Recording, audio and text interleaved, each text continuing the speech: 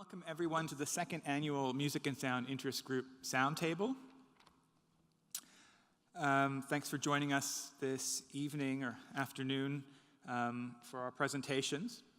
Let me announce at the outset two things. First, unfortunately, Louise Menches was not able to join us for today's event, but I know many of us have been inspired and challenged by her ethnographic example, and I hope we can continue this conversation with her at some other time.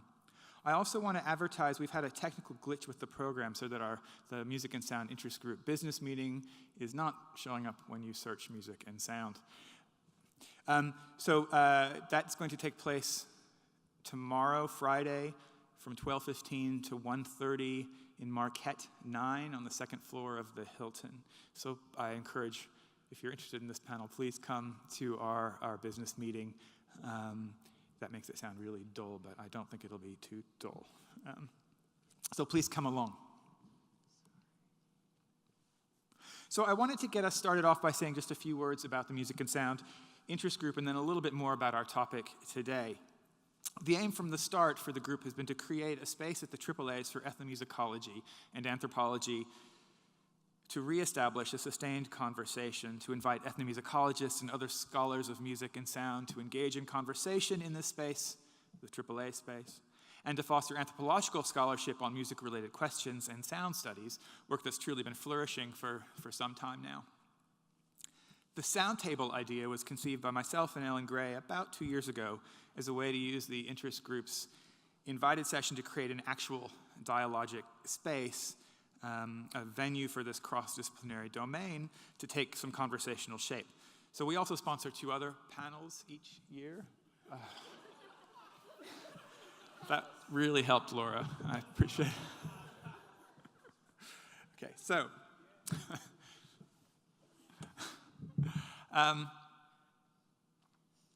So the Sound Table idea was conceived by myself and Ellen Gray about 2 years ago. But there are these other 2 more formal panels that the Music and Sound Interest Group sponsors, so we've retained those as a space to do more traditional panels, but we really wanted to encourage conversation and discussion in a kind of regular way and a kind of a structured way. So please join into the discussion and conversation afterwards. This room is not right for that, but we might move forward to the front of the stage and ask you to move in. We'll find a way to make that work. Okay. So this year we've sought to explore ongoing work in the anthropology of music and sound that concerns itself with questions of race and racialization. Our thinking began with the proposition that research on music and sound has been a central pillar for contemporary and historical understandings of race and processes of racialization. Work on sound in a broader sense has contributed to our understanding of processes of circulation across the Black Atlantic, allowed us to hear racializing ideologies and the origins of phonography, and provided critical purchase and a cautionary perspective on the naturalization of the post-human moment. I think it's fair to say, as we do in the abstract, that recent years have seen a flourishing of work that approaches questions of race and racialization from the ground of sound, and this roundtable centers this renaissance, featuring some of the key scholars involved in this work. The sample questions that we put to the panel as we were organizing included, how do we approach the voice as a site of racialized identification, distinction, alterity, or provocation? How do music and sound direct analysis to spatial dimensions of race and racialization? How might conceptual equipment developed in the study of sound allow analysis not just of the naturalization of race, but also the racialization of nature? And how might multinationalism and post-human analytics complicate these heuristic dichotomies? In short, what does the study of sound offer the study of race? And conversely, how does the study of race and racialization let insight into our understanding of music and sound? So that's the deep background, but I feel like I couldn't introduce this panel without noting that we are living in what the Wanyi Australian author Alexis Wright might term untidy times, unfolding dangerously.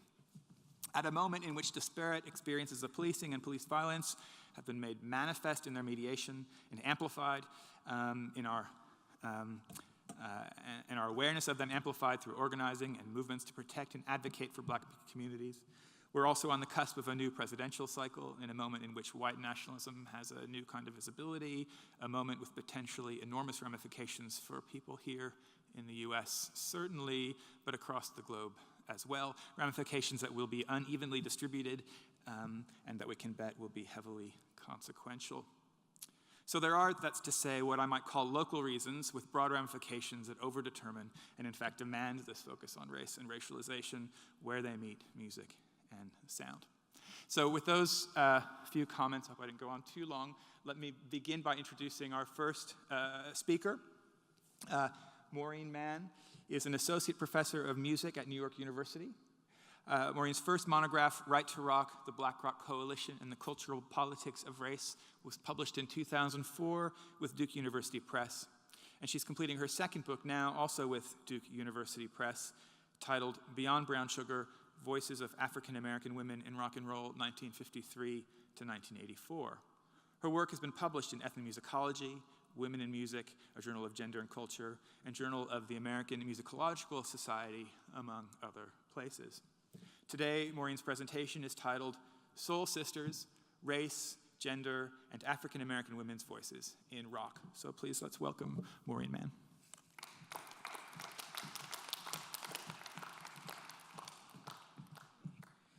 Good afternoon. Good afternoon. Yay. How you doing? Tough times. So it's good to gather in tough times. And I want to start by thanking Danny Fisher, Kimberly Marshall, and Christina Jacobson for organizing a panel that focuses attention on the ways in which the unique sound of individual voices issuing from specific bodies have meaning in cultural, social, and political spaces. For my comments today, I draw on my current research that Danny just mentioned for a book that traces the undeniable but usually overlooked sonic presence of African American women in rock. My purpose in writing this book is to expand the ways we think about the sound of rock music and to mark the participation of Black women in an art form and musical culture to which they are not typically linked. I want to expand the ways we think about African American women as cultural producers and to give some consideration to the simultaneous presence of Black women in rock and their absence in most critical and historical representations of the genre. This project has led me to a daily reckoning with the relationship between bodies and voices in the West, specifically in the United States and Great Britain. I have been tracing the ways ideas about African American women's voices and ideas about African American women's bodies have interacted in the context of rock and roll. I am particularly interested in exploring the ways African American women artists have navigated the dynamics of race, gender, and power as professional artists, and in considering the opportunities and restrictions that they encountered. This afternoon, I want to talk about these issues in relation to understandings of a Black woman's singing voice. I have that in quotation marks in the text.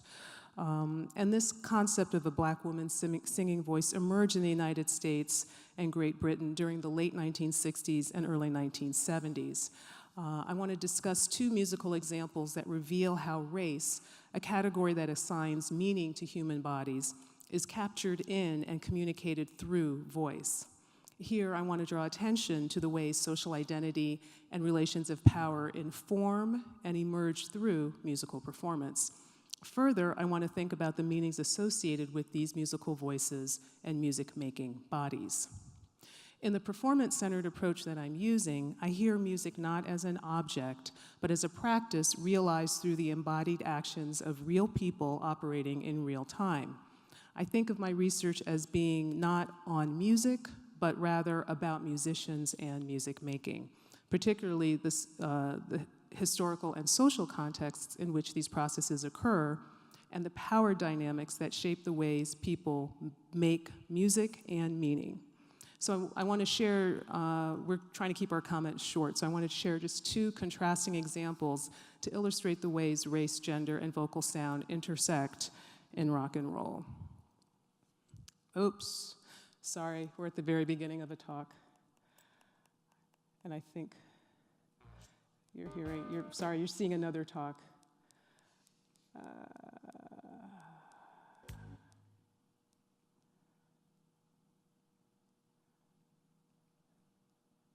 Okay, this was the title that was supposed to be up 5 minutes ago.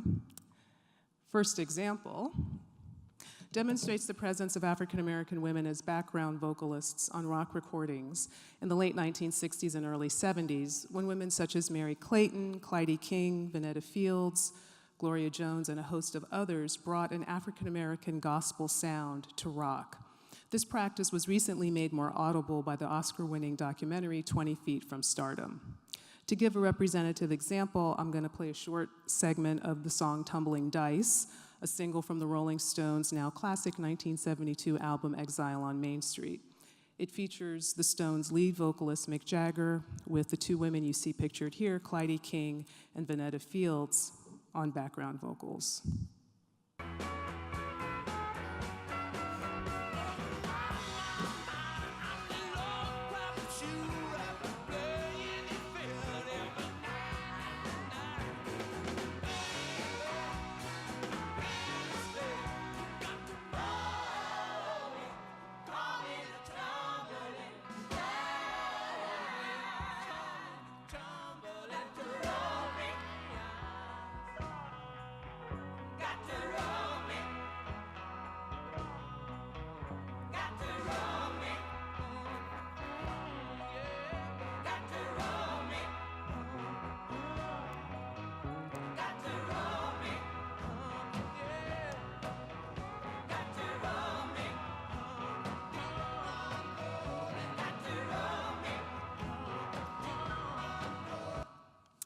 Okay, so at one level, the sound of black women's voices in a rock context dominated by British and European American male vocalists offered a jolt of sonic energy as the women's vocals, typically described as soulful, enriched the sound and expanded the sonic spectrum of the recordings they contributed to.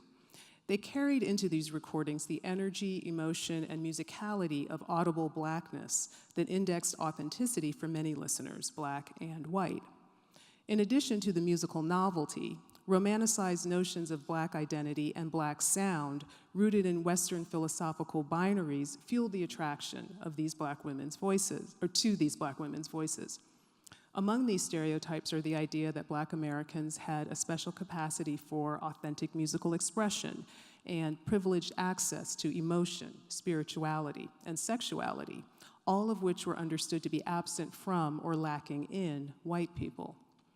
African American women's gospel-inflected, soulful voices indexed authenticity and unadulterated emotion, unhindered by white middle-class notions of propriety. This was the sound of a racialized, non-Western other. The musical contrast between black and white voices paralleled a social contrast between black and white cultures.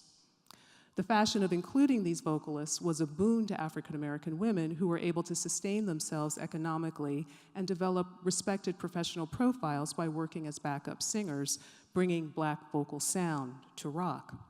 Their vocal power gave them a measure of professional power, but they were limited in the rock context, in part because their vocal uniqueness was framed not simply as an individual asset, but as an element of group identity, a universalized black woman's sound that all black women were presumed to possess. I now turn to my second example and introduce an artist who departed from the expected style of vocal production of African American women during this era. Betty Davis, an audacious singer-songwriter, launched her solo career in the early 1970s. Davis was influenced by black rock pioneers Jimi Hendrix and Sly Stone, and she connected herself to the blues rather than the gospel tradition. The music she wrote and her vocal approach departed from what black women were expected to produce. Here is an example from her self-titled first album from 1973. The section I'm going to play comes about halfway through the song, Game Is My Middle Name. We'll hear Betty Davis with her background vocalists, the Pointer Sisters and future disco star Sylvester.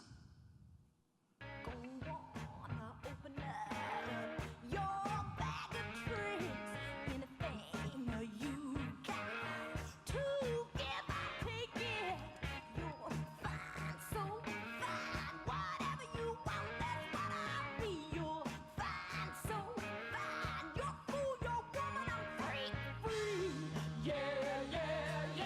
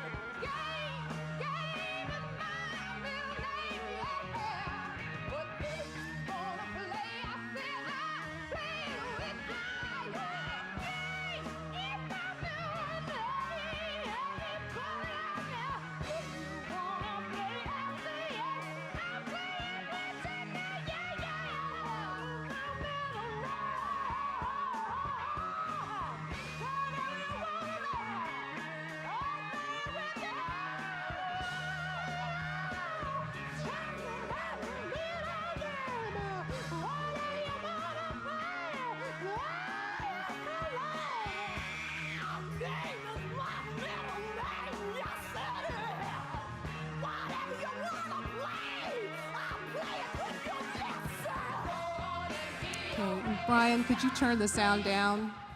Thank you.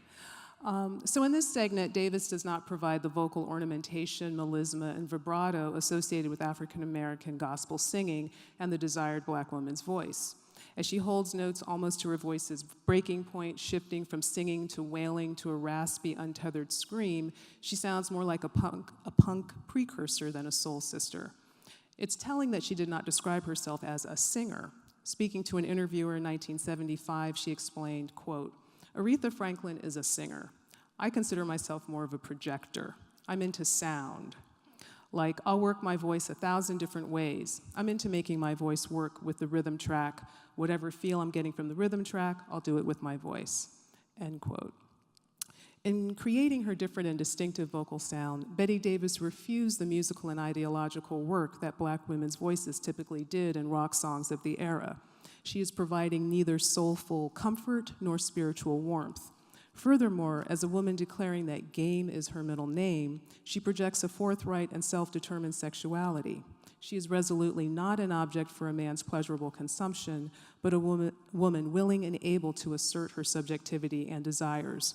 In the end, the reach of Davis's experimental funk rock was limited, in part because her unique voice did not meet dominant expectations of black women's vocal sound. She accepted the defeat, quitting the business at the end of the 1970s. And I think I'm at time, so I'll just end there with those two examples. Thanks very much.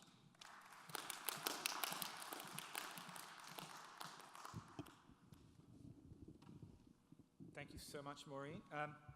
Our next speaker is Professor Jesse Shipley. You're going to do it from here? No, I'm going to go up there. You're going to go up there? Yeah. Jesse is a professor of African and African American Studies at Dartmouth. Many of you will know his first monograph, Living the Hip Life, Celebrity and Entrepreneurship in Ghanaian Popular Music, published with Duke University Press. He's also a filmmaker, and in addition to a series of shorts and a feature documentary, also titled Living the Hip Life, his new film titled Is It Sweet? Tales of an African Superstar in New York is forthcoming from Third World Newsreel. Today, Jesse's remarks are titled Afropop and Racialization. All right, cool. Thank you all for coming. This is great. We got this nice big space. I'm going to talk about 3 examples. I want to link them around a theoretical set of principles. I'm going to play a few sounds of music, and I'm going to play it through here on this mic so you can kind of get a gritty sense. That wasn't on purpose, but that's always a good thing. So obviously, also, we can't have this conversation without thinking about what's going on politically right now. And I was trying to think and rethink what I was going to do for this panel in light of sort of the politics and the violence, sort of racial and sexual violence that this election is premised on. And so, to me, this panel and this talk in particular are linked around thinking about how blackness gets appropriated in various kinds of ways, and the kind of claims on blackness, and that popular music, African-American popular music, American popular music, and global popular music rely upon a certain idea of blackness and its contested nature. And I also have multiple titles for this paper, so in the spirit of a kind of polysemous kind of sensibility. One title is Afropop and Racialization. Another is Black Noise, a few thoughts on commodifying sound, racializing violence, African music, and the rising significance of Nigerian sound. And the other one is, or is African music black music? I'm particularly interested in the rise of African commercial popular music industries that have relied upon the development of a particular kind of particularly Nigerian musical sound. Various eclectic rhythmic traditions and lyrical flows have been condensed into simple, repeatable, catchy pop songs. Across Africa and around the world, a sound and order of making and listening to music has evolved in the past 5 years, built upon this production style of Nigerian studios, artistry, and a rising set of listening publics in Nigeria, Africa, and increasingly around the world. But African popular musics have been in dialogue with African American and other black popular musics from around the world for over a century. So partly what I'm interested in, what's different about what happens with African pop right now. Also, recently American pop music, hip hop and R&B, have begun to incorporate African artists and popular sounds into their sort of more mainstream sound. And finally, there's something interesting happening in the American industry where first and second generation African artists are becoming commercially successful in the US, Canada, the UK, and Europe. And we see that with a number of examples that we'll get to in a second. The music's popularity is built, all this music's popularity is built on the production of racial categories through sound. The music both challenges and reinforces forms of violence that come through racialization.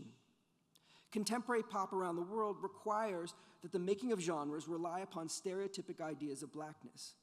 This occurs first through the links between race and commodification, and second, through the links between race and territoriality. So in a very general, abstract, theoretical sense, I want to argue that musical texts and context are mutually produced. Sound becomes music, and pop music in the US and around the world framed around various appropriations, claims, and counterclaims to blackness. Contexts become places of musicality, enclaves in which music marks identity, whether they are production spaces or live shows or prominently social media technologies framing private listening and user-generated context for self-imagining and for group formation. So the kind of three examples that I'm trying to think about are, first of all, the sort of rise of this contemporary Nigerian popular sound, which now we see permeating all sorts of things. And partly what's interesting to me in the last 5 years is why this didn't happen earlier. You see these other moments of earlier convergence of African artists drawing on African American forms, Afro-Caribbean forms. So we think about Ike and Tina Turner, who are performing at Soul to Soul in Accra in the early 70s, along with Santana and a whole set of artists. And the rise of Afrobeat, Afropop, and Afrofunk, Fela Kuti being the most sort of prominent example. But artists of a certain generation drawing on and in dialogue with James Brown and other artists are not necessarily crossing over.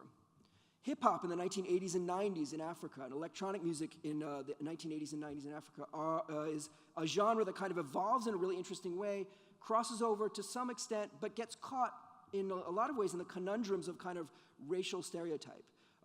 Hip-hop in Africa, a lot of African artists were seen as being too American if they tried to sound like hip-hop, and frankly, American audiences didn't want to hear what they thought maybe should be from Brooklyn coming out of Lagos or Accra or Dakar. So this interesting kind of dichotomies revolve around people's recognition or misrecognition of genre. If it's African music, it has to be traditional, or it has to sound a certain way. It has to represent a certain kind of Africanness. And that racial categories kind of complicate that for artists and audiences.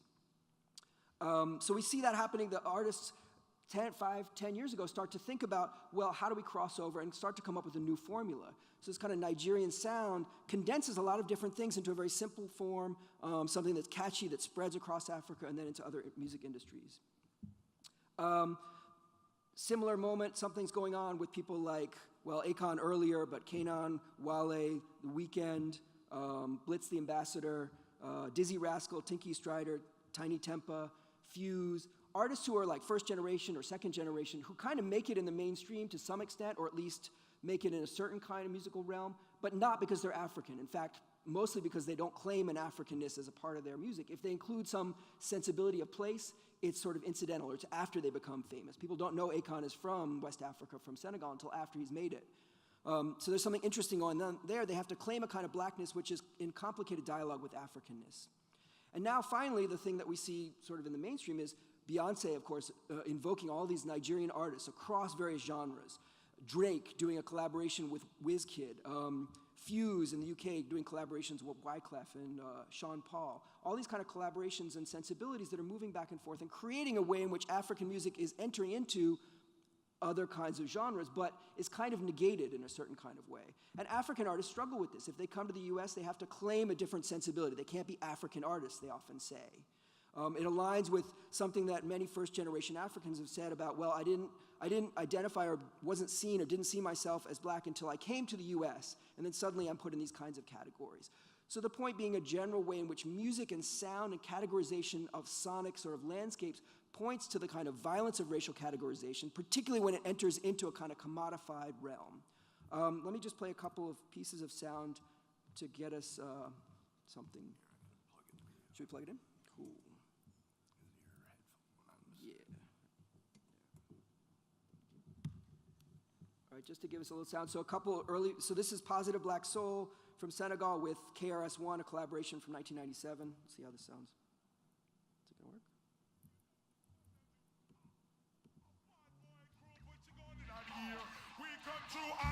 atmosphere. KRS-One, PBS everywhere. Come down! Con have a team of the bacha. You put my like the leader, that color. The money secretary, the money Bakama, Bulu Magan, the money Danuma, that's it. Jolly, so that's a little one. Jolly, positive black to muffin. Jolly, so that's a little one. Jolly, I want to get it up in it. So Positive Black Soul in Senegal and Reggie Rockstone in Ghana, 1990s kind of avant-garde hip-hop. They're in some ways trying to link up to global forms of hip-hop and rap and blackness, and they gain some popularity but are not the commercial success that we see now. This is Reggie Rockstone sampling Fela Kuti. This is also 1995, 1996, Aya Moderna.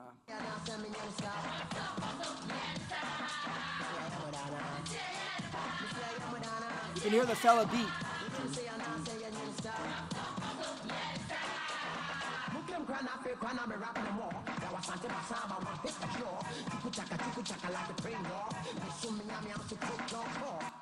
So hip-hop that was trying to blend different genres and trying to play with the category and particularly play explicitly with Pan-Africanism.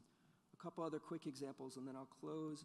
I wanted to contrast, this is Drake, One Dance, which is featuring WizKid, recent huge hit. On this YouTube hit alone has 270 million views.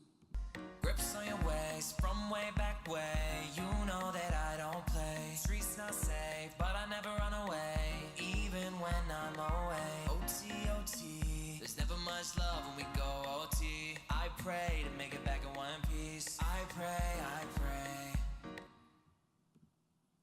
This is WizKid doing his own kind of sound, just so you can contrast it. This is WizKid featuring Femi Kuti, Fela's son.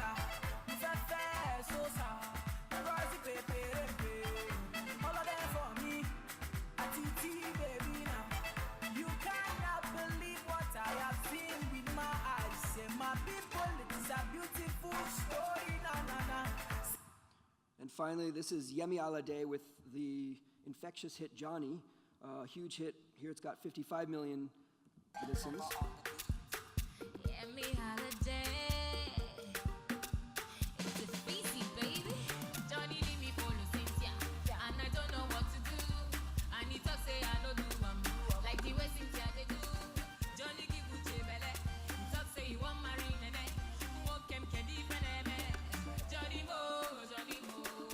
All right, and finally, just contrast that with my children, both living and dead. Rest in peace, my true love, who I took for granted. Most bomb pussy, who because of me sleep evaded. Her shroud is lonely. Fingers up, I ain't thinking about you. I ain't sorry, you. I ain't sorry, you. I ain't sorry, I ain't thinking about you. I ain't sorry, I ain't sorry, I ain't sorry. No. I wanted to show those contrasts in some ways to show, in some ways what's interesting is that the Nigerian sound is becoming something that's mainstream but is not necessarily recognized as such in the US, blending into what's become called Afrobeats in the UK and now has become something ubiquitous. But the ways in which these things then are about the possibility of conversations around race, at the same time the kind of erasure and the kind of violence of racialization that's always underlined popular music, even when it isn't explicitly about race. Thank you.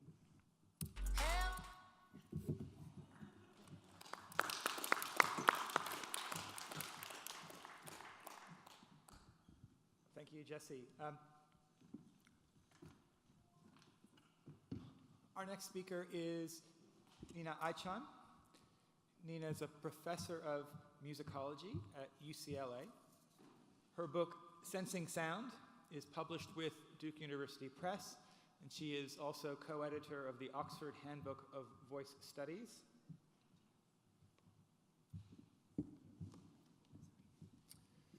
She's also currently completing a second monograph titled Measuring Race, the Micropolitics of Listening to Vocal Timbre and Vocality in African American Popular Music. Today, Nina's presentation is titled The Acousmatic Question. Who is this? Just wondering, what's the clicker for the slides? Which one is? Oh, I'm sorry. Oh, it's this one? Okay. And which one is the button? The green is the button? Green. Oh, okay. Okay, it's forward. Okay. Got it. Okay.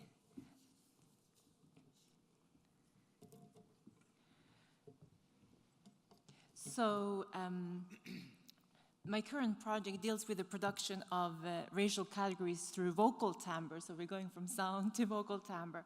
But really, I think it's really about the production of race through listening. And in this project, I'm going to contrast a bit with these papers. I'm not going to play you any examples. But the examples that I work with in this project is thinking about how is it that Billie Holiday's artistry is often just reduced to a sound of a tragic life. How is it that Jimmy Scott, who insisted on his heterosexual identity and lived it throughout his life, was insisted on being heard as a woman, as a child, as a queer, as deaf? And how was it that Marian Anderson, the first African-American opera singer to sing at the Metropolitan Opera, was heard distinctly as an African-American or as a black opera singer, not as just as an opera singer? And how is it that vocal synthesis is racialized? So I'm not going to play those examples, but I want you to know that those were the examples I have been listening to and been thinking through. Whether the vocalizer is heard over the radio or phone, as part of a movie soundtrack, or in person, positioned far away and therefore hard to see, or speaking right in front of the listener, the foundational question asked in the act of listening to a human voice is, who is this? Who is speaking? Regardless of whether the vocalizer is visible or invisible to the listener, we are called into positing this most basic question, a question of acousmatic nature. This specific term, originally connected with the concept of musique acousmatique, originates with the electronic music composer Pierre Schaeffer, deriving the term's root from an ancient Greek legend that describes Pythagoras' disciples listening to him through a curtain. Schaeffer defined it as, let's see if I can do this. Oh, I forgot. What happened? 4. Back is red. Oh, here we go. It's so difficult not to hide in front. Okay. Acousmatic, adjective, referring to a sound that one hears without seeing the causes behind it. While the circumstances of the severing of the sound and the source vary, the impetus behind asking the question is the same. The acousmatic question arises from the assumption that in asking it, it's possible to elicit an answer. If I ask it, I can get a correct answer. It is assumed that if I listen carefully to a sound, if I'm an excellent listener, if I'm a musicologist or ethnomusicologist or anthropologist, in the absence of a visually presented or otherwise known sound, I should be able to identify the source. The acousmatic situation arises from the assumption that voice and sound are of an a priori stable nature, something we can know, and that we can identify degrees of fidelity to or divergences from this state. For instance, man, woman, child, live or recording.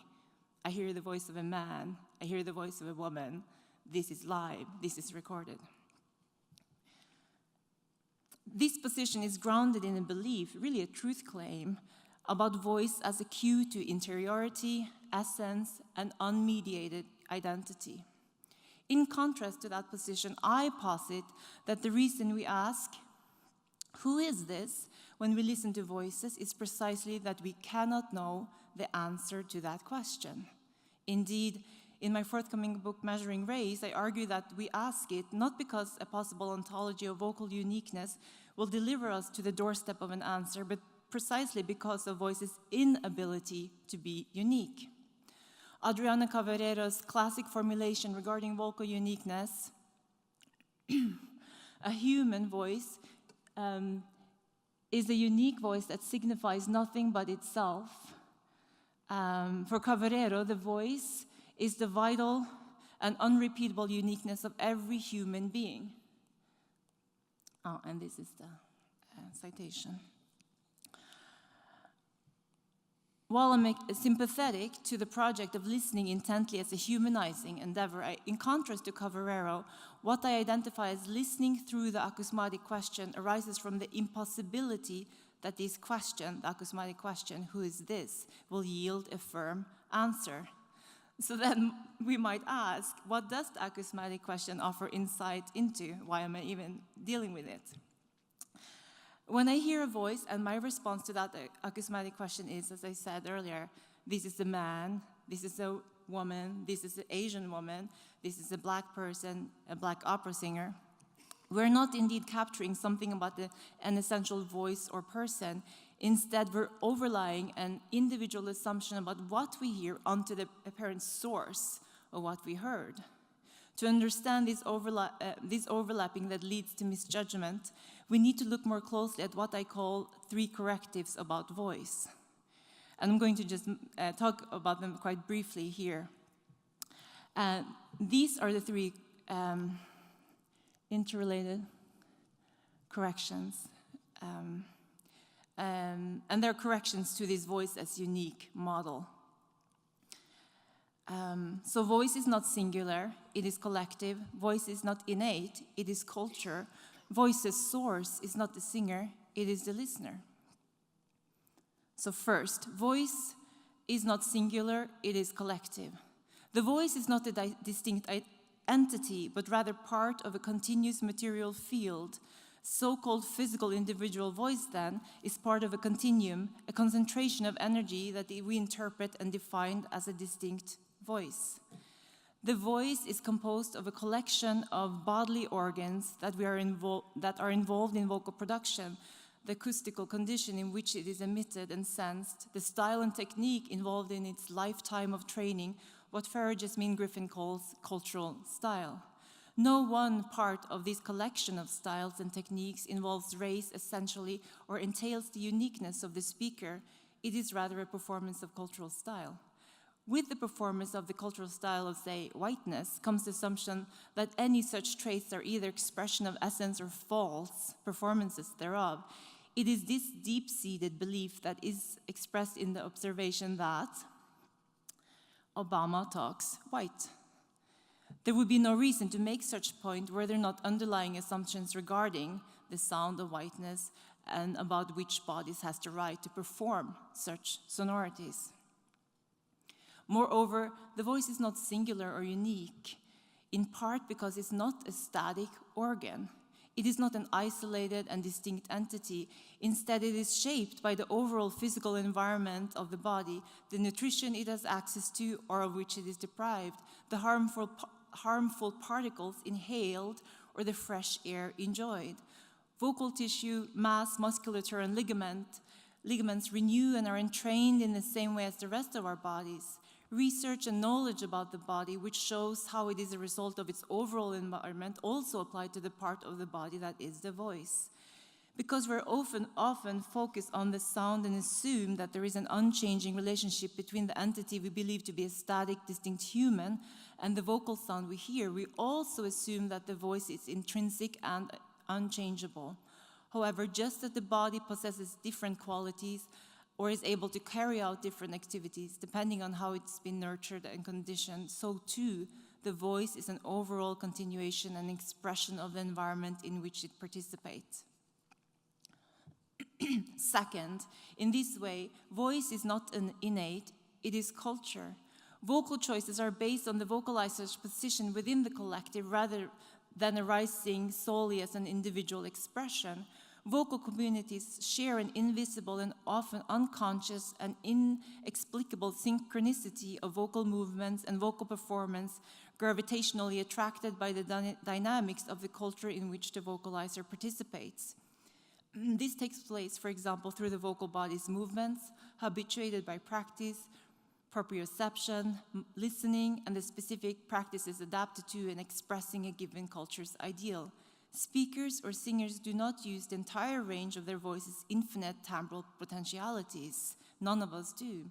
In other words, the decisive factor in honing each voice's potentiality and developing expertise in the timbral area is not only individual preference, but rather collective pressure and encouragement to sound in the way that is expected. What we conceive of as a single voice, then, is a manifestation of a given culture's understanding of the vocalizer and his or her role within that culture. That is, voice is a manifestation of a shared vocal practice. Third, as we've already begun to see, the voice does not arise solely from the vocalizer. It is created just as much within the process of listening. This means that the voices heard are ultimately identified, recognized, and named by listeners at large. This is a man, this is a woman, this is an Asian woman.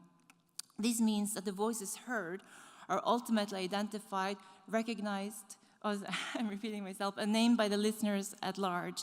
In hearing a voice, one also brings forth a series of assumptions about the nature of voice.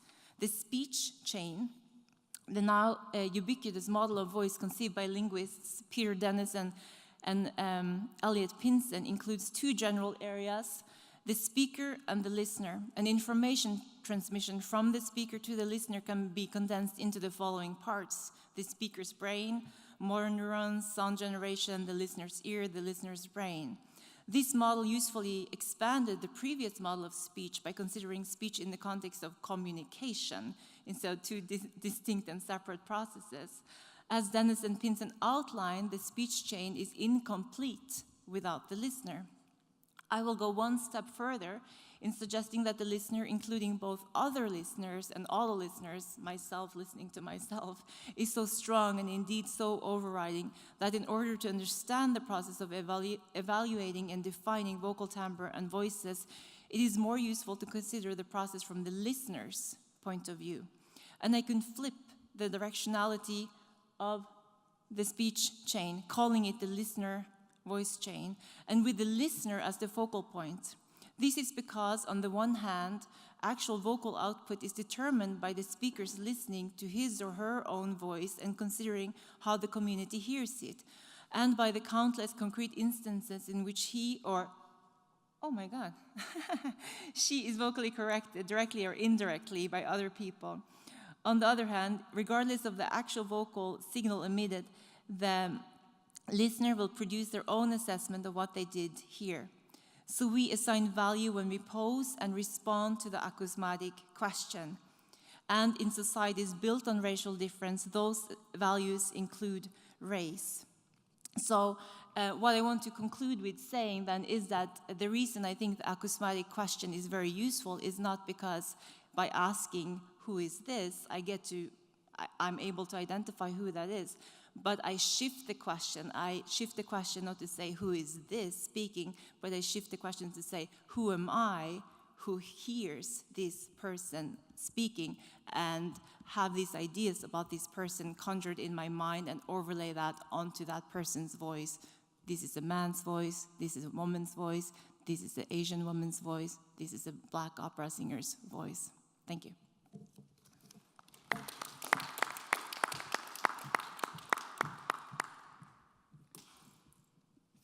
Nina, thank you. Our fourth and last speaker this afternoon is Kwame Harrison. Kwame is Associate Professor of Anthropology at Virginia Tech. His 2009 monograph, Hip Hop Underground, The Integrity and Ethics of Racial Identification, is published with Temple University Press. As with our other speakers, Kwame has also been published widely, and his research can be found in the Journal of Pan-African Studies, Journal for the Society of American Music, Collaborative Anthropologies, and elsewhere. Today, Kwame's remarks for us are titled Sounds of Blackness in Hip-Hop Music. Great. Thank you. I don't have any, I had some sounds, but I'm not going to give you those sounds. I wrote too much, so I'm going to move through it quickly. But first, I just want to thank all the organizers of the panel and just tell you and thank everyone for coming out and say what an honor it is for me to be a part of this panel. I've been a big fan and inspired by Jesse's work and Maureen's work, and just last week I was giving a paper on ad-libs and just touching into some of Nina's work. Just getting my foot into it a little bit has really opened up a lot of my thinking about that. But today I'm talking about sounds of blackness, so to move in. My path into hip-hop studies begins with the fact that throughout the 1980s and 1990s, I was an avid hip-hop music fan. And I cultivated that fandom in no small part because during the period when I was first introduced to hip-hop, I attended a predominantly white independent school in Western Massachusetts. Thus, hip-hop's incontrovertible blackness, for me, reconciled inconsistencies in my own perceived identity. And it also brought in desires, perhaps misplaced desires, that were fed by the pressing adolescent need to pursue coolness, but desires to embrace my black identity. And at this point, I would have played Sucker MCs or something by Run DMC to just give you a sense of what that sounded like. Nevertheless, when I enrolled at the University of Massachusetts Amherst several years later, the first class I signed up for was an Introduction to African American Studies taught by John Bracey, and I knew I wanted to be an Afro-Am minor long before I knew I wanted to be an anthropology major. At UMass, my familiarity with hip-hop also helped to transform me in the eyes of fellow first-year black students from Springfield, New Haven, and New York, helped to transform me from a cornball kid who they suspected hadn't heard anything about Eric B. and Rakim or Boogie Down Productions into someone who was worth getting to know. And over 25 years later, although I don't get to the Northeast as much as I'd like, the four of us, Springfield, New Haven, Brooklyn, and Shelburne Falls, Massachusetts, still consider each other brothers. To my sociology colleagues back at Virginia Tech, and I am an anthropologist in a sociology department, hip-hop's association with blackness is best represented by people who listen to it. And it may be true that collectively identifying black people disproportionately like hip-hop more than any other racially defined group. But this doesn't supersede the fact that in the United States, hip-hop and rap music has many more non-black consumers, and particularly white consumers. Sociologists, especially those who subscribe to a production of culture approach, might explore hip-hop's blackness through those people who make hip-hop. But as my own research in the San Francisco Bay Area shows, more and more, particularly at the independent level, hip-hop music making is done by people of all races. Indeed, hip-hop's blackest productive spaces, and I'm talking about a non-geographic arena, those productive spaces where you might find the highest proportion of black artists would probably be the highly commercialized strata that gets called the capital M, capital I music industry. Considering these 2 points in tandem, the marketability of blackness as a commodity may continue to be one of the strongest and most intriguing areas of research, and particularly how that's connected to how black bodies get policed. A third sociological route to explore hip-hop's musical blackness might be to examine the identities that are most associated with hip-hop. Such associations shape the imaginaries of both listeners and those people who are in positions to make decisions about what music gets promoted and how. Developments within both popular music studies and the anthropology of music and sound have encouraged us to develop new questions that go beyond placing hip-hop music in its social and representational context. They encourage us to start with the music in its various iterations and to think about how the music works, what the music does, and to consider the synergistic building blocks, the sounds that comprise hip-hop music and engender the blackness that people hear within it. So to give a tentative nod to Nina's astute contention that often for listeners, non-sonic information influences sonic perceptions, and I think that's very real and we should pay attention to that. Still, I want to start by giving an admittedly selective overview of some of the existing approaches to describing, analyzing, and making sense of hip-hop's black sounds. The logical place from which to begin with this would be Tricia Rose's 1994 book, Black Noise, which essentially founded hip-hop studies. In Black Noise, Rose characterizes hip-hop in all its permutations as embodying flow, layering, and rupture.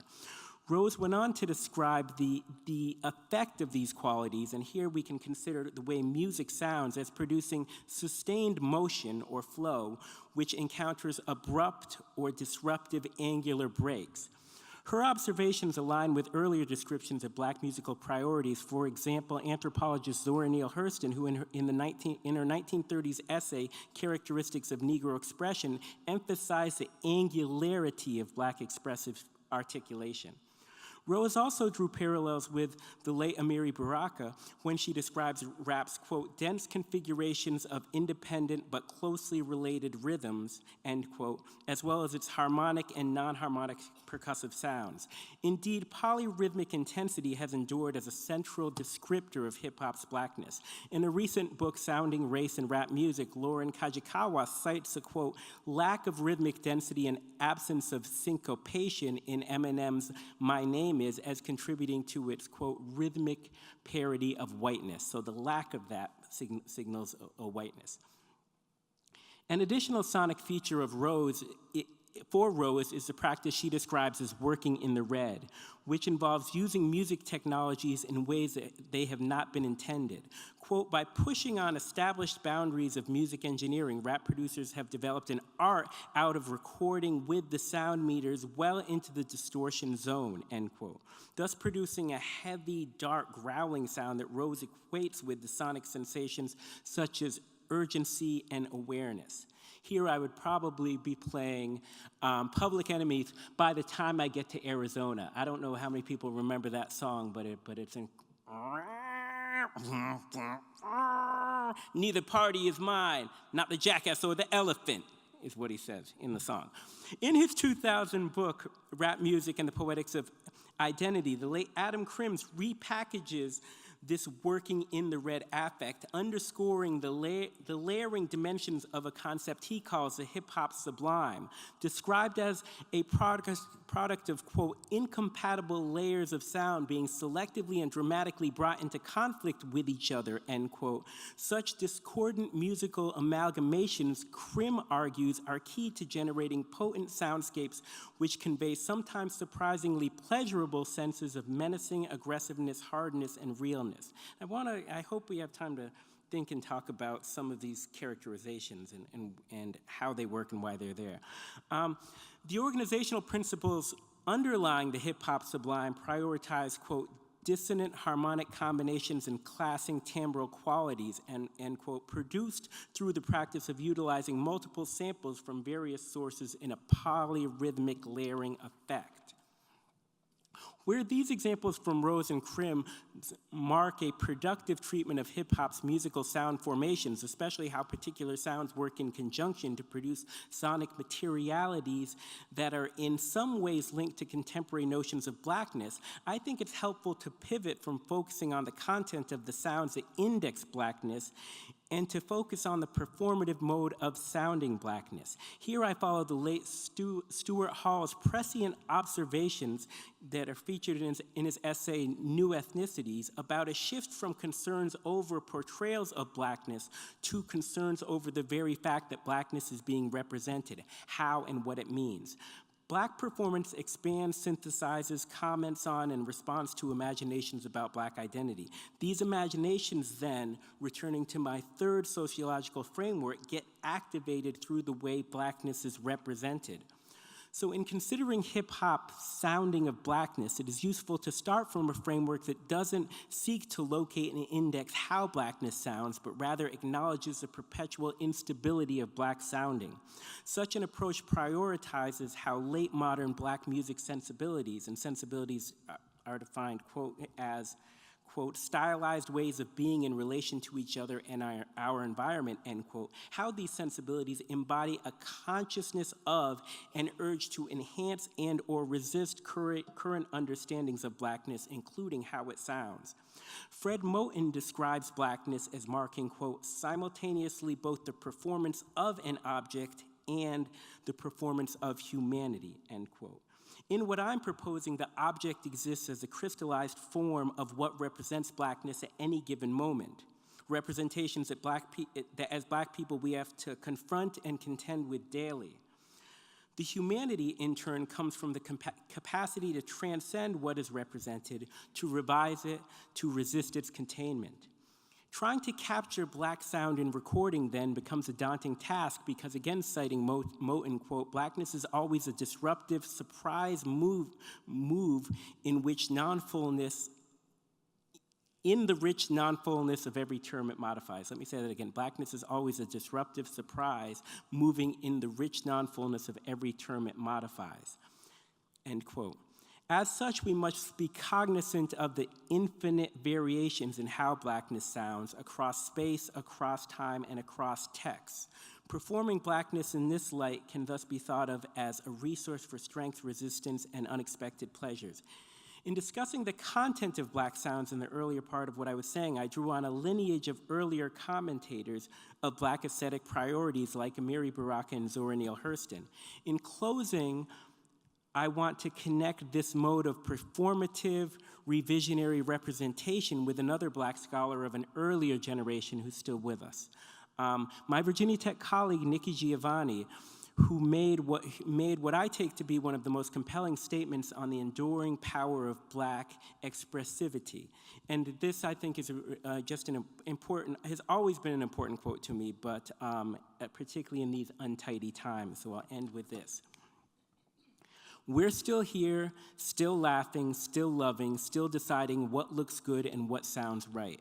We're still hugging ourselves, still making joyful noises, still finding a way to be human and humane.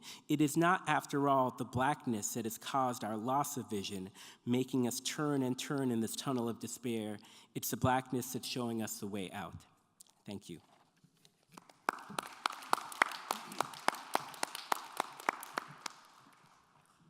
Thank you, Kwame. Thanks to all our speakers. We thought we would stay true to the roundtable format initially, and I'd like to encourage comments or questions between our presenters, if there are any. At this point, maybe collect their thoughts, that's fine too. Before we open it up to you all for comments or questions,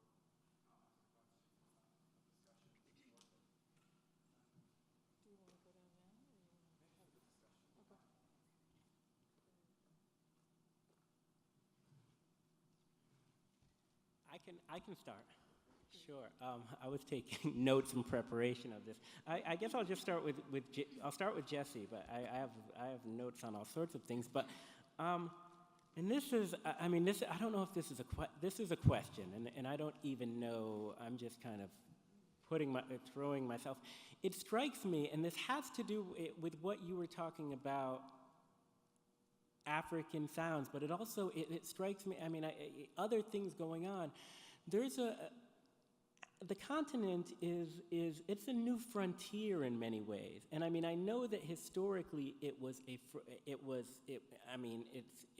subject to colonialism and I mean, it was this space that was colonized, but it seems that something is going on right now. And my example, I'll give an example and then I'll try to say what I might think is going on. My example is the interest universities are taking right now in the continent. The rise of study abroad programs on the African continent. Universities buying land in Africa. And it almost strikes, I mean, the best way, and I probably completely off here, but so it's like there's some sort of a frontier, but it's not the historical frontier of European colonialism of just going out and landing on this place and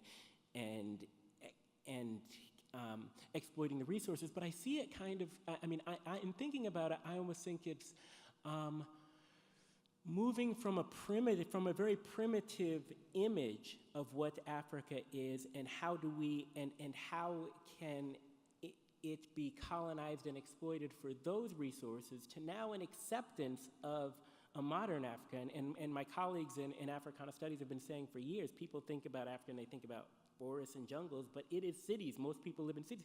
But there seems to be almost an acknowledge of that, but now a different kind of move into those spaces, which again, wouldn't have to do with what we might call traditional music and dancing, but has to do with something very, very new. So I don't know, those were some thoughts I had. No, I think you're right. Couple of things. One of the ways I was trying to put things together sort of in a very pastiche kind of way is about the changing violence of representation. So this kind of way that Africa's seen, or and the kind of scale of thinking, even the idea of Africa itself. So you look at early American hip hop, and there's a kind of set of references to Africa and Africanness, and a kind of reclamation of Pan-Africanism, everything from African Bambaataa, Zulu Nation, to references in, Public Enemy and all these kinds of things, to Diggable Planets. I mean, thinking about Nikki Giovanni references to, and then linking those references to references in Africa. So within hip hop, there's kind of stereotypes about Africa too, as this one place, but a place of positive return, a kind of romanticized positive opposition in a very kind of long tradition of political opposition to racial violence in the U.S. And that's accompanied by the kind of, violence of mainstream representation of Africa, which, as we all know, has this kind of colonial trajectory. So then something is shifting, and in a crass sense, it's a different version of capital. So there's certainly this kind of idea that Africa is a frontier of consumption, of investment, of market, of possibility. And there's a lot going on here, because on the one hand, we're talking about a set of stereotypes about Africa and about blackness that get perpetuated within these musical forms. But part of what I was trying to point out is the mobilities of people and the mobilities that technologies provide of different kinds of sound opens up spaces. So the way that Kendrick Lamar can talk about Africanness, or can talk about an interaction around being in South Africa, the way that we get news about the, Mos Def, former Mos Def, getting arrested for claiming global citizenship in South Africa.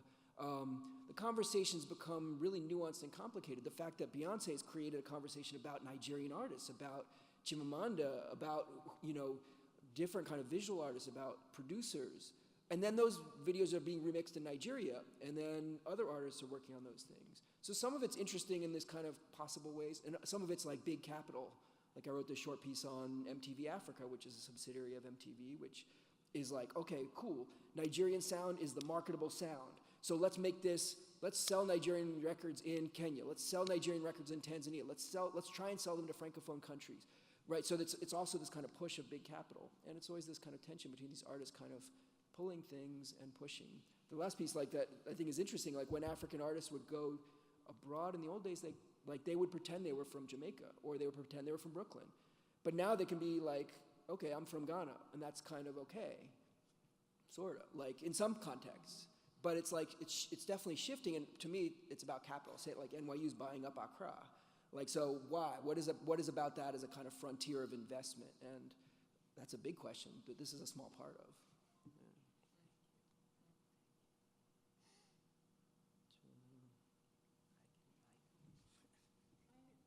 I don't have a question, I just have an observation that I think with the papers, maybe with all four of the presentations, there's this, our appeal to or reference to the instability of blackness or black sound, or what that is, what that might be. And then I think in each of the contexts that we were talking about, there's also this fixity of what blackness and black sound are. And so there's this tension that I think we're all aware of. It's something that we see in a lot of cases around when we're talking about social construction, but just that it emerges in the context of black music, race, and racialization. So it's just an observation.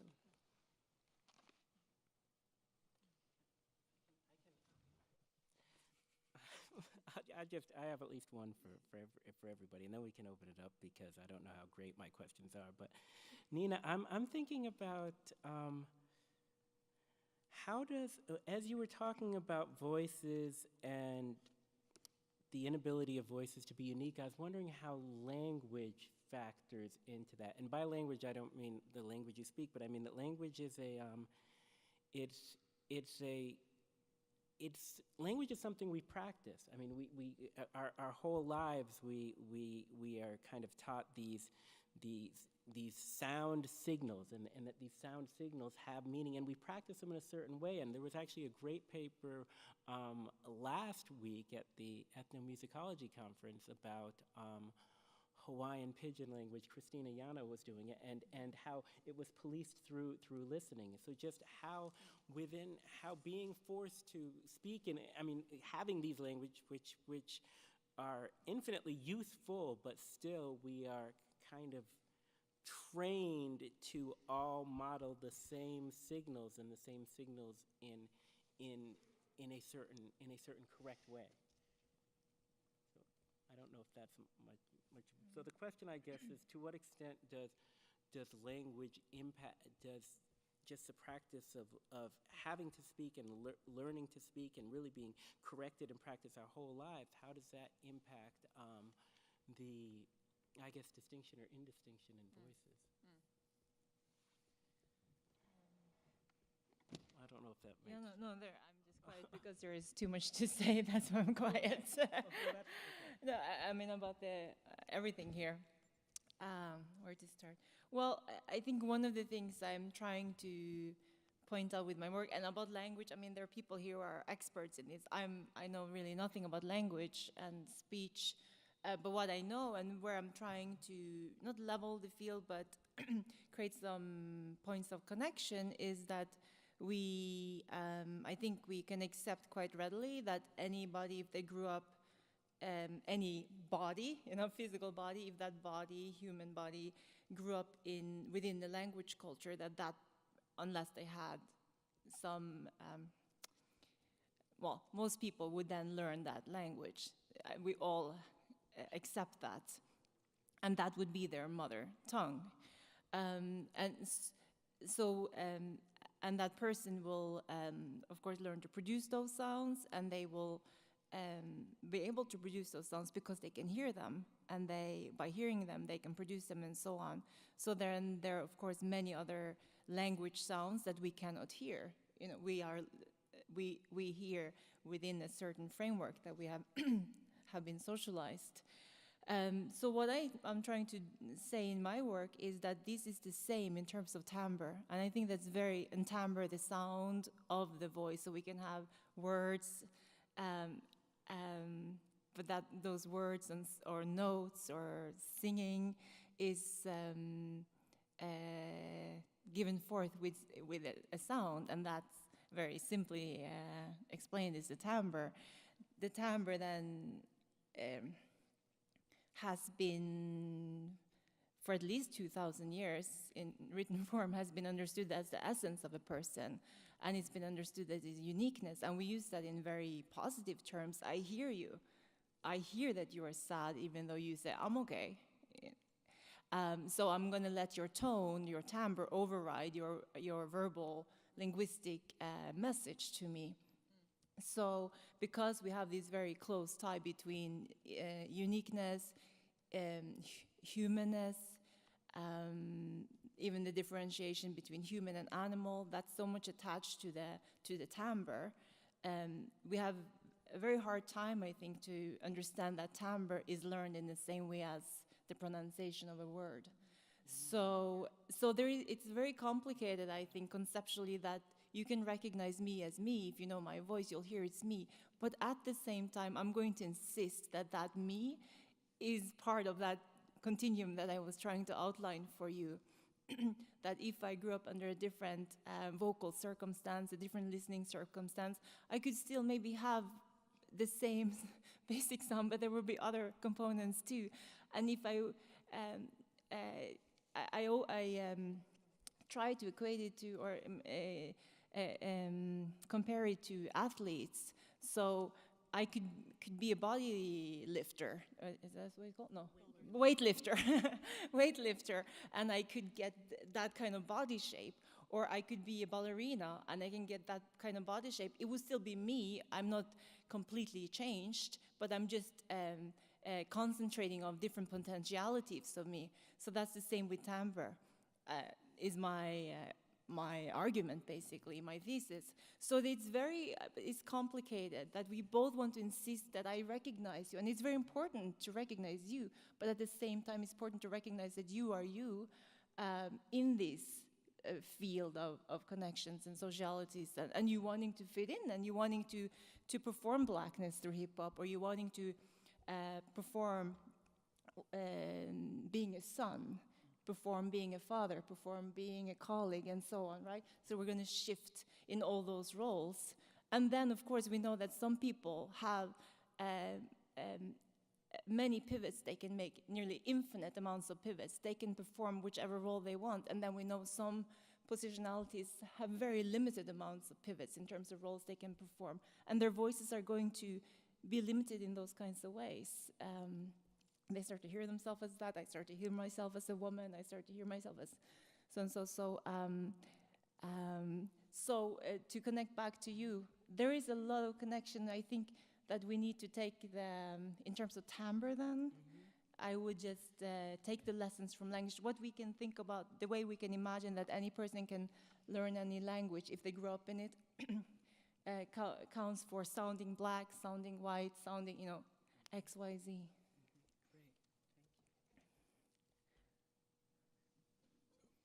I don't have a question for you guys, but I do have and I hesitate, but I'm going to do it anyway, because this is to sociologize something that I don't think is actually very sociological.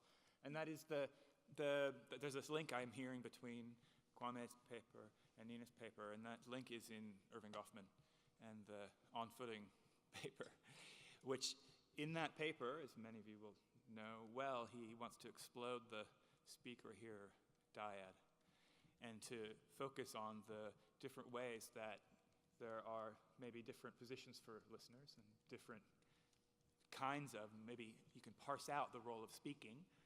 It's been recently used as a pivot to think about the notion of animation and to think about differences between the sounding box of the voice and the animator, the person doing the speaking and the person maybe authoring the speaker. But the other side of that is and this is what I was thinking about, is the authorized listener and the unauthorized listener, and the different kinds of ways in which one might listen. And this is, I'm hearing this coming up in Nina's paper. I'm hearing something of this actually throughout here in the ways that might inflect or be animating race and racialization. This distinction between the listener that is legible, authorized, and the listener that is unauthorized. But with all things Goffman, there's that unauthorized listener may in fact be the target of the speech too. Anyway, don't know questions.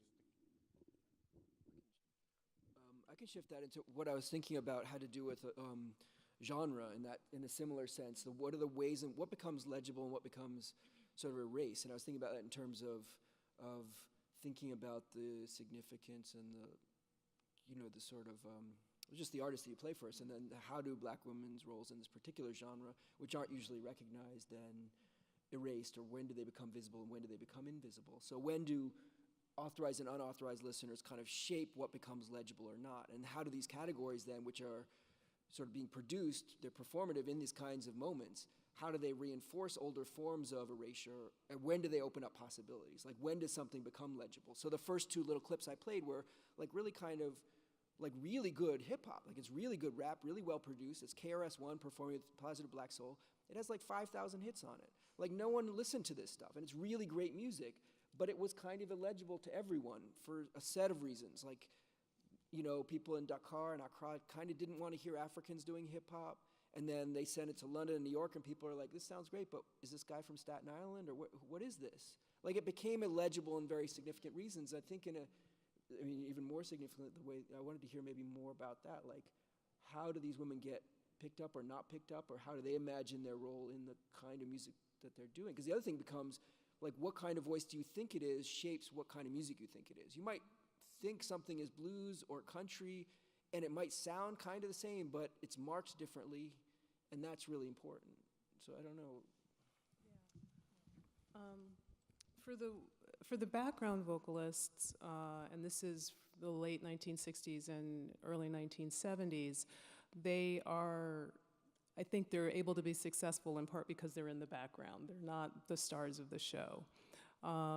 Most of the women that I write about in my background vocalist chapter tried to have solo careers as the woman up front, and they weren't successful at that. And the problem was figuring out how they were supposed to sound, and who the audience for that sound was. So they're coming out of gospel tradition, they cross over into secular music. They're singing background for everybody. It's not just white rock musicians, but rock had become the sort of center of energy of the music industry by the end of the 1960s. And so when everyone heard them as really good singers, and so the idea was, okay, they should be able to sing, they should be the stars of the shows. Some people say, well, they're better singers than the people that they're singing with, that they're singing background for. But the problem that I deal with a lot in the work that I do is the racialization of the recording industry and the division of markets into black and white markets. And so the problem that these women face is that they're kind of betwixt in between. So they have racially marked voices, but then they sort of become liminal figures. So they're clearly African American if you look at them.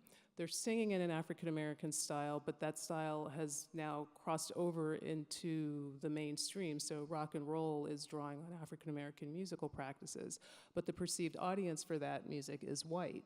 So the recording industry has, from the beginnings in the 1920s, when they started recording African Americans, it's always thought that it has to market black artists to black audiences. They don't perceive marketing black artists to white audiences for the most part, at least to start. You can cross over, but you need to start with a black audience. So one idea was, well, we'll market them to black audiences, except for what are they supposed to sing then? And will what they sing that will be marketable to black audiences be appealing to white audiences who they also should maybe be able to reach because they're working in a white circuit as these background vocalists. So they're just sort of stuck betwixt in between. There is not an example that I can give you of one of these background vocalists who, they're very talented singers who were able to get a hit record, to make a hit record for either market. Maureen, could I just, one of the things that I was struck by in the example that you played, and I'm not sure how characteristic that is, but in the example, you used the word jolt, like the singing provided a jolt. I kind of saw it, I immediately focused on the mix, and I saw it as almost like the voices were almost like breaking into the song. And in some ways, it was just kind of, like I was just trying to imagine what it looked like. And at first I could just see the Rolling Stones playing, and then these women were, and this gospel sound was just coming in. And I wonder what were the moments in music where voices were kind of really kept in the background, and in what moments were they brought to the foreground in that kind of a way for a particular effect, and if there's anything to that. One way I can respond is by talking about when having that kind of audible blackness became desirable for white artists, because a background vocalist like Darlene Love, who's an African-American woman who started out in the late 1950s with her group, The Blossoms, she sang with her group background on a lot of recordings by white artists. But this is going along with the kind of questions Nina's asking, but they were told to sound white. So they sang behind the Beach Boys and behind a lot of white pop groups or artists like Doris Day. They're on that Halloween novelty song, whose name just popped out of my head. But they're on a lot of white records, not sounding black. And at the same time, they would sing behind Sam Cooke, and on all of this, many of the Phil Spector records, like girl group music, the Crystals. I think one of the people who starts bringing that black sound into white recordings is Dusty Springfield in England. And then after that point, and especially British artists really wanted to hear, they were already into blackness, they're already in the midst of a blues revival, and they're calling what they're playing rhythm and blues. They don't call it rock. They're really trying, like the Who, for example, a British band from London, talked about what they were doing as maximum R&B, rhythm and blues. They weren't saying we're a rock and roll band. It was really about rhythm and blues. So that's about the 1965, 1966 is when you start to see that happening. And at that point, they want to have that black gospel sound. It's the vocal element that connects to the blues guitar element that they're attracted to. So that's one place that's one way I trace that.